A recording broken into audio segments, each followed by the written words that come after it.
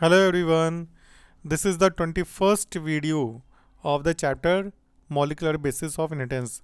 ये इस चैप्टर का 21st वीडियो है और लास्ट वीडियो भी है, ठीक है, क्योंकि इस वीडियो में हम लोग डीएनए फिंगरप्रिंटिंग के स्टेप्स और इसका प्रोसीजर समझेंगे। इसके पहले वाली वीडियोस में हम लोग ने डीएनए फिंगरप्रिंटिंग का इंट्रोडक्शन और उसका प्रिंसिपल देखा था कि किस मेथोडोलॉजीज़ के बेस पे ये किया जाता है, और अब हम उसके स्टेप्स और उस प्रोसीजर्स को देखेंगे। तो चलिए आइए हम लोग पढ़ते हैं कि किस तरह से डीएनए फिंगरप्रिंटिंग की जाती है, उसके क्या क्या मेन स्टेप्स होते हैं। तो देखिए, पहला स्टेप है isolation of DNA. Isolation of DNA का मतलब है कि दैट मीन्स जो भी सेल है, जिस पर्सन का भी हमें डीएनए लेना है, उस पर्सन की जो भी बॉडी सेल है, कोई भी सेल हो, चाहे वो स्पर्म हो, चाहे वो ब्लड सेल हो, चाहे वो बोन सेल हो, चाहे स्किन सेल हो, चाहे हेयर फॉलिकल्स की सेल हो, तो मतलब दैट मीन्स कि जो भी सेल हैं उनसे डीएनए को आइसोलेट करना, ठीक है, उसके डीएनए को आइसोलेट करना, that is the first step is the isolation of DNA, मतलब सेल से डीएनए को बाहर निकालना। Now the second step is the digestion of DNA bye restriction endonuclease, मतलब जो डीएनए हमने बाहर निकाला है उसको फिर हम रेस्ट्रिक्शन एंडोन्यूक्लियस वो एंजाइम्स होते हैं जो डीएनए को एक स्पेसिफिक साइट पे कट करते हैं। मतलब जितने भी रेस्ट्रिक्शन एंडोन्यूक्लियसेस हैं उनकी सबकी अपनी ही स्पेसिफिक साइट होती है और उसी पे ही वो डीएनए को फ्रेगमेंट्स में कट करते हैं, ठीक है। तो फर्स्ट ऑफ ऑल हमने आइसोलेशन ऑफ डीएनए किया, सेकंड हमने जो डीएनए लिया था उसको स्पेसिफिक रेस्ट्रिक्शन एंडोन्यूक्लियस से डाइजेस्ट किया, थर्ड हमने क्या किया, separation of DNA fragments by electrophoresis. Electrophoresis एक मेथड है जिसमें हम क्या करते हैं, एग्रोस का जो जेल होता है, एक एग्रोस का एक जेल प्लेट बनाते हैं, और इस जेल प्लेट में एक तरफ वेल रखते हैं, यहाँ पे एक वेल गड्ढा रखते हैं, और इसमें हम डीएनए सैंपल को लोड कर देते हैं। जो भी फ्रेगमेंट्स हमने किए हैं वो सैंपल को हम इसमें लोड कर देते हैं। आपको पता है कि डीएनए नेगेटिवली चार्ज होता है, तो इस जेल को हम जिस सोल्यूशन में डिप करते हैं वहाँ पे नेगेटिव टू पॉजिटिव करंट दे देते हैं। तो डीएनए के जो फ्रेगमेंट्स हैं वो अपने साइज़ के बेसिस पे क्या होंगे, वो फ्रेगमेंट्स आगे की तरफ रन कर जाएंगे, और इस तरीके से हमको बैंडिंग पैटर्न मिल जाएगा। मतलब जो छोटे फ्रेगमेंट्स होंगे वो आगे तक चले जाएंगे और जो बड़े फ्रेगमेंट्स होंगे वो पीछे रह जाएंगे। इस तरीके से एक बैंडिंग पैटर्न हमको मिल जाता है, ठीक है। तो ये हो गया separation of DNA by DNA fragments. Next step is that transferring और blotting of the separate DNA fragments to a synthetic membrane. अब अगला स्टेप क्या है कि जो डीएनए फ्रेगमेंट्स रन किए हैं या सेपरेट हुए हैं उनको जेल से सिंथेटिक मेम्ब्रेन पे ब्लॉट कराना या ट्रांसफ़र कराना, इसे ब्लॉटिंग बोलते हैं। इस ट्रांसफ़र होता है, और जो मेम्ब्रेन होगी वो या तो नाइट्रोसेलुलोज की होगी या नायलॉन की मेम्ब्रेन होगी। सेम समझिए तरीका क्या है, जो ये जेल में डीएनए फ्रेगमेंट्स रन किए, इसके ऊपर हम एक देखिए ग्रीन कलर की एक हमने नायलॉन की मेम्ब्रेन, नाइट्रोसेलुलोज की मेम्ब्रेन इस पर रख दी, और इसके ऊपर एक प्रेशर डाला। तो प्रेशर से क्या होगा, जो जेल प्रेस होगा और जो डीएनए फ्रेगमेंट्स हैं वो बाहर की तरफ निकल आएंगे। बाहर की तरफ निकल करके वो कहाँ आ जाएंगे, वो जो नायलॉन मेम्ब्रेन है उसके ऊपर आ जाएंगे। नायलॉन मेम्ब्रेन जो कि उसको ब्लॉट कर लेगी उन फ्रेगमेंट्स को। तो अगला क्या होगा कि जो मेम्ब्रेन है, इस मेम्ब्रेन में जो फ्रेगमेंट्स है, डीएनए फ्रेगमेंट्स, वो ब्लॉट हो जाएंगे और जेल से ट्रांसफ़र हो जाएंगे इस मेम्ब्रेन में। इस तरीके से एग्जैक्टली वैसी लोकेशन रहेगी जो उसकी जेल में थी, ठीक है। अब क्या होगा, अब इसको हम कुछ समय के लिए बेक करेंगे। पहले इसको बेक करेंगे इस मेम्ब्रेन को, जिससे वो फ्रेगमेंट्स फिक्स हो जाए, और देन उसके बाद उसको हम एक प्रोब सोल्यूशन में डिप करेंगे। प्रोब सोल्यूशन में क्या होता है, देखिए लिखा है हाइब्रिडाइजेशन यूजिंग लेबल्ड वीएनटीआर, मतलब जो रेडियो आइसोटोप लेबल्ड जो वीएनटीआर प्रोब हैं उन सोल्यूशन में, उस सोल्यूशन में हम डिप करेंगे, जिससे क्या होगा, प्रोब इसके साथ क्या हो जाएंगे, जहाँ जहाँ पे स्पेसिफिक प्रोब को अपनी कंप्लीमेंट्री स्ट्रैंड दिखेगा वहाँ पे वो हाइब्रिडाइज कर जाएंगे। जैसे यहाँ पे इन जगहों पे वो हाइब्रिडाइज कर गया probe. Finally detection of hybridised DNA fragment by autoradiography. तो होगा क्या कि इस नायलॉन मेम्ब्रेन में, क्योंकि इसमें रेडियोएक्टिव प्रोब हैं, तो इस मेम्ब्रेन को के ऊपर हम एक्सरे फिल्म रखेंगे। एक्सरे फिल्म रखेंगे तो क्या होगा कि जो ये प्रोब हैं, जो रेडियोएक्टिव प्रोब हैं, ये क्या करेंगे, ये उस मेम्ब्रेन पे जो एक्सरे फिल्म है उस पर निशान छोड़ देंगे।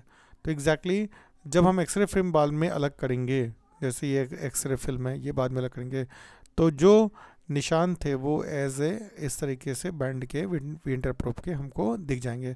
और ये जो पर्टिकुलर जो अरेंजमेंट है या जो ये डिज़ाइन है, जो मूवमेंट है जो प्रोब्स ये इसका डीएनए फ्रेगमेंट्स का, ये इस पर लोकेट हो जाएगा। और इसी तरीके से हम दूसरे किसी पर्सन की सेल के डीएनए को लेकर के हम करेंगे और फिर दोनों को हम कंपेयर करेंगे। ठीक है, इसको आगे हम आगे डिटेल में बताएंगे। अभी तो हमने एक बहुत ही बेसिक आपको बताया स्टेप्स। पहला, डीएनए का आइसोलेशन करेंगे, मेन डीएनए को आइसोलेट करेंगे सेल से, फिर उसको रेस्ट्रिक्शन एंडोन्यूक्लियस से डाइजेस्ट करेंगे, स्पेसिफिक रेस्ट्रिक्शन एंडोन्यूक्लियस से, फिर डीएनए फ्रेगमेंट्स को सेपरेट कर देंगे बाय इलेक्ट्रोफोरेसिस और जेल इलेक्ट्रोफोरेसिस।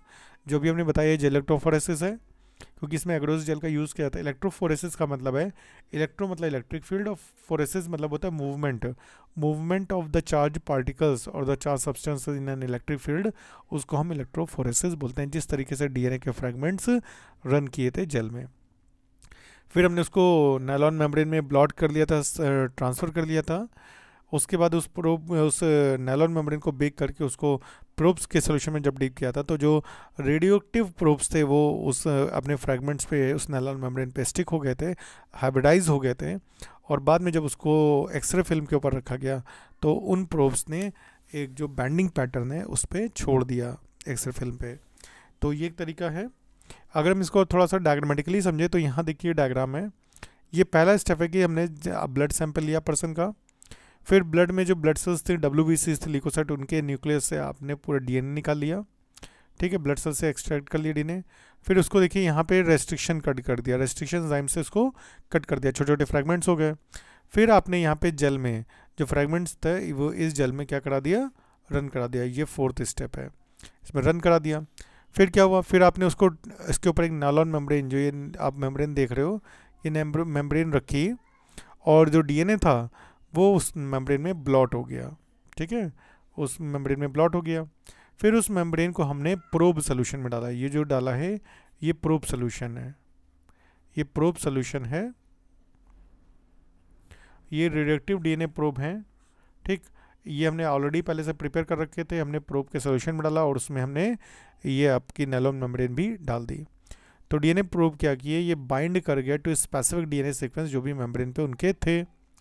फिर हमने क्या किया, उसको वॉश कर लिया मेम्ब्रेन को। जो एक्सेस डीएनए प्रोब जो ऊपर इधर स्टिक थे वो अलग हो गए, वॉश हो गए।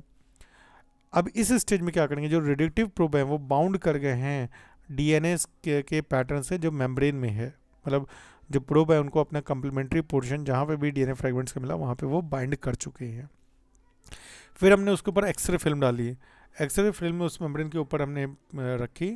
फिर बाद में जब हमने उस एक्सरे फिल्म को ऐसे देखा तो आपको इस एक्सरे फिल्म में आपको यहाँ पे दिख रहा होगा कि ये आपको प्रोब जो है ये इस तरीके से, उसकी वजह से आपको एक पैटर्न दिख रहा है, विजिबल पैटर्न। ये उन रेडियोएक्टिव प्रोब की वजह से है जो उस नायलॉन मेम्ब्रेन पे डीएनए फ्रेगमेंट से हाइब्रिडाइज किए थे।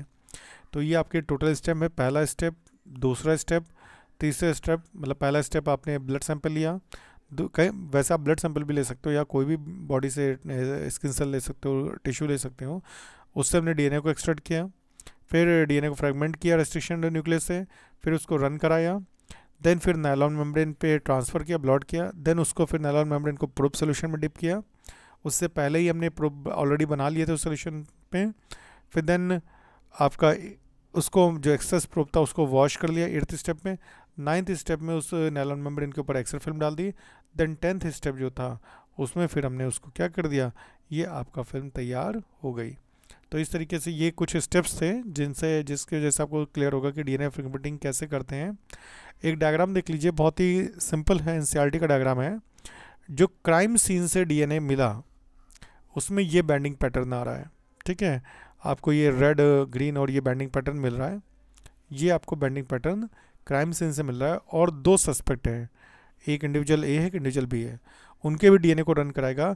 और ज़रूरी ये है, हमेशा ज़रूरी है कि जिन 2 डीएनए सैंपल्स को हम कंपेयर कर रहे हैं, 2 पर्सन के डीएनए को सैंपल को कंपेयर कर रहे हैं, तो उनको रेस्ट्रिक्शन एंजाइम से कट करना ज़रूरी होता है और सेम रेस्ट्रिक्शन एंजाइम से कट करना होता है। मतलब ये नहीं कि आपने एक पर्सन के डीएनए को किसी दूसरे रेस्ट्रिक्शन एंजाइम से किया और दूसरे को किसी दूसरे रेस्ट्रिक्शन एंजाइम से डाइजेस्ट किया, तो ऐसा नहीं है। आपको दोनों ही पर्सन्स के, मतलब जो जिससे क्रिमिनल जो डीएनए है या जो क्राइम स्पॉट पे जो मिला है डीएनए, उसको जिस एंजाइम से डाइजेस्ट करेंगे उसी एंजाइम से डाइजेस्ट हम इसको भी करेंगे सस्पेक्ट्स को। अब आपने देखा जब दोनों को डाइजेस्ट किया तो आपको बाइंडिंग पैटर्न दोनों में दिखा। आपको जो यहाँ पे बी पर्सन है, इंडिविजुअल बी, इसका बाइंडिंग पैटर्न आपको देखिए red red red red, green green green green same location पे, ब्लू ब्लू सेम लोकेशन पे, लास्ट में सेम लोकेशन पे। दैट मीन्स जो क्राइम सीट पे मिला है और जो बी इंडिविजुअल का है ये दोनों ही एक दिख रहे हैं।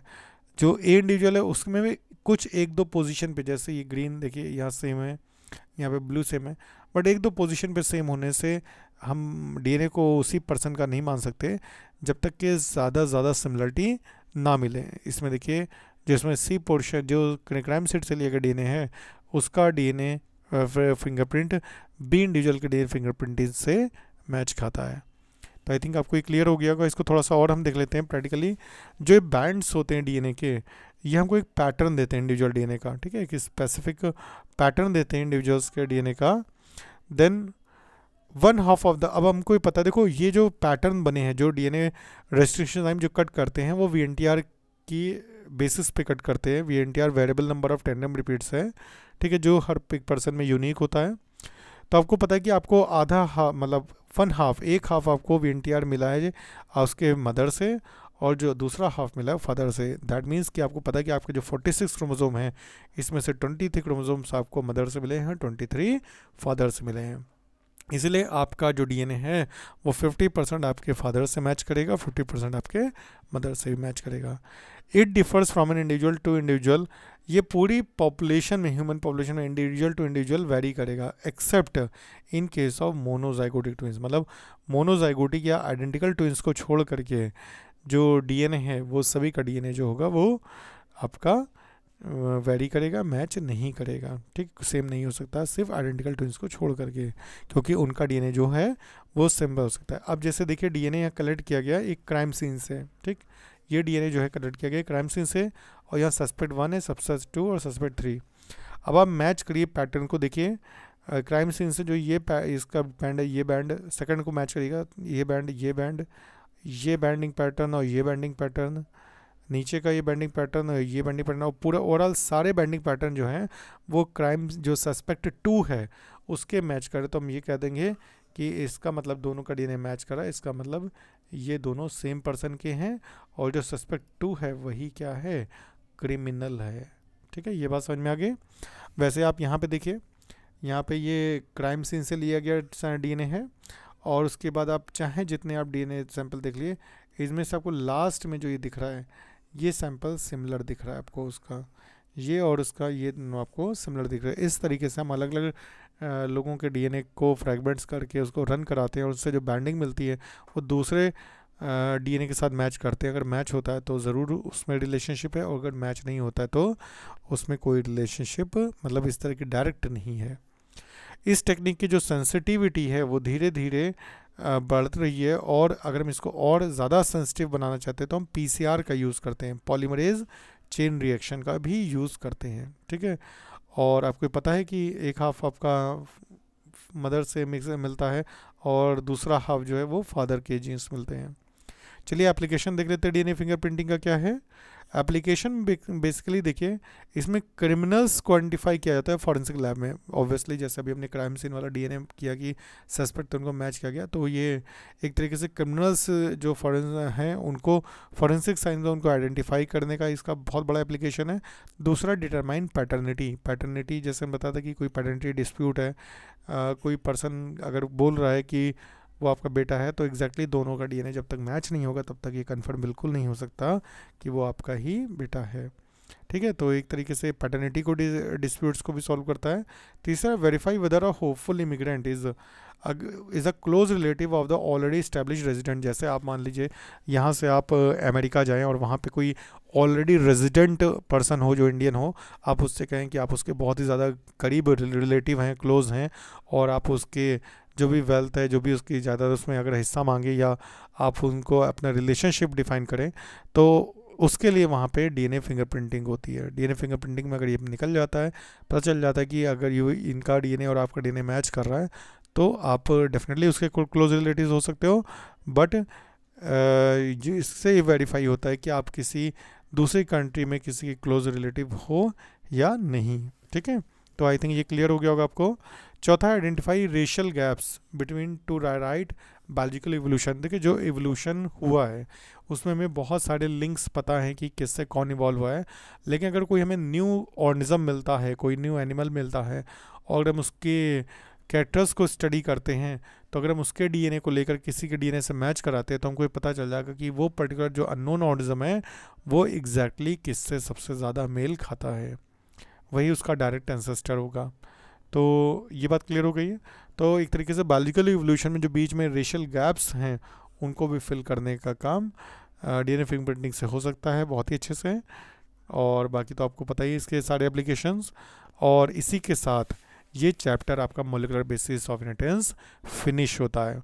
आप इस चैप्टर के सारे वीडियोस को देखिए और जितना भी हमने आपको समझाया है उसको देखिए, सुनिए ध्यान से, और तब आपको कोई भी डाउट बिल्कुल नहीं रहेगा।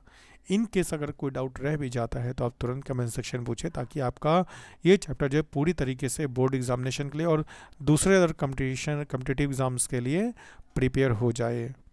ठीक है, चलिए तब तक ले थैंक यू ऑल, और नेक्स्ट वीडियो आपको इसके नेक्स्ट चैप्टर से बहुत जल्दी ही मिलने वाला है। चलिए thank you all and have a nice day बेटा।